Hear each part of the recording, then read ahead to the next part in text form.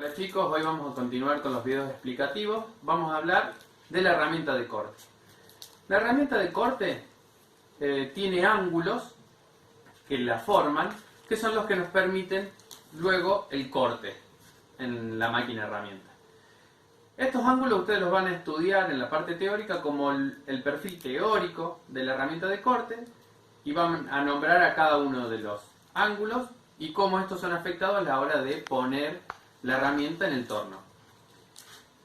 ¿Qué vamos a tener que tener en cuenta? Cuando nosotros mecanizamos una pieza que tiene un centro, porque básicamente vamos a tornear, tiene un centro, ejes de simetría, y nosotros nos dicen que tenemos que poner altura en la herramienta. Básicamente la altura va a ser la del eje de simetría. Ahora bien, ¿cómo se forman estos ángulos? Los ángulos se forman con respecto a una tangente. ¿Y qué es una tangente? La tangente es una línea recta que toca una circunferencia en un solo punto sin cortarlo. Sería básicamente cuando yo apoyo la escuadra aquí arriba, la toca en un punto, pero no atraviesa el material, solo lo toca. Y podemos ir envolviendo a toda la pieza y siempre va a tocar en un punto. Hemos buscado la forma de que esto lo podamos explicar de esta manera. Podemos decir ahora que esta línea que vemos acá es la tangente. Volvemos al ejemplo anterior. La escuadra, en este caso, o una línea recta, está tocando en un punto sin atravesarlo, como es ahora esto. ¿Qué podemos decir entonces? Que la tangente, básicamente, como para que quede siempre claro, con respecto al centro, el radio, donde toca el radio en la circunferencia, a 90 grados pasa esta línea tangente. Una vez dicho esto, nosotros vamos a tener la pieza, ¿sí? Y esta pieza nosotros vamos a ubicar de esta manera, ¿sí? Una recta tangente con respecto al centro de la pieza.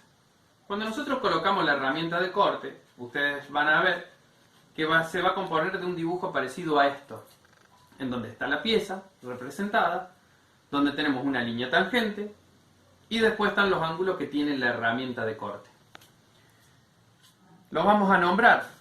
Esos ángulos tienen un nombre que es básicamente así. Este ángulo que forma acá, ese ángulo se va a llamar beta. Este otro ángulo que está acá, este ángulo que está acá, se va a llamar gamma. Entonces decíamos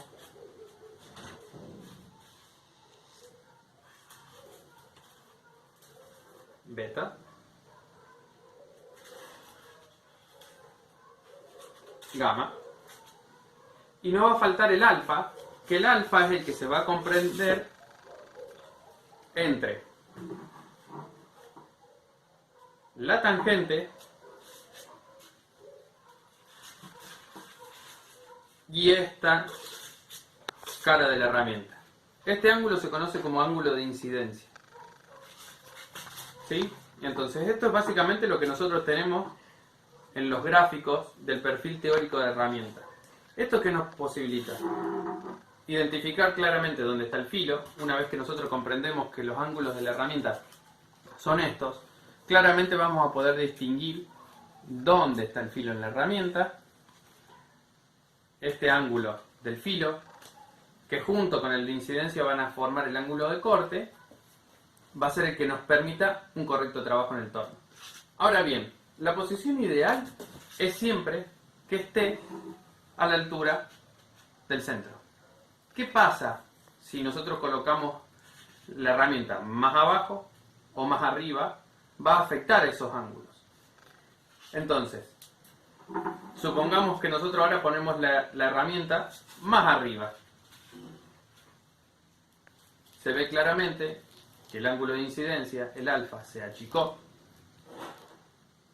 y tiende a desaparecer. Por lo tanto, la herramienta acá va a generar mucho rozamiento, se desafila rápido y no va a producir un corte limpio. Por otro lado, si nosotros ponemos la herramienta muy por debajo, se aumenta el ángulo alfa, o sea, el ángulo de incidencia se hace muy grande, y esto debilita la herramienta. La herramienta se vuelve muy débil y se rompe fácilmente el filo. Entonces, por eso, la posición ideal es que esté en el centro, en donde cada herramienta va a tener el ángulo que corresponde a un mejor corte del material.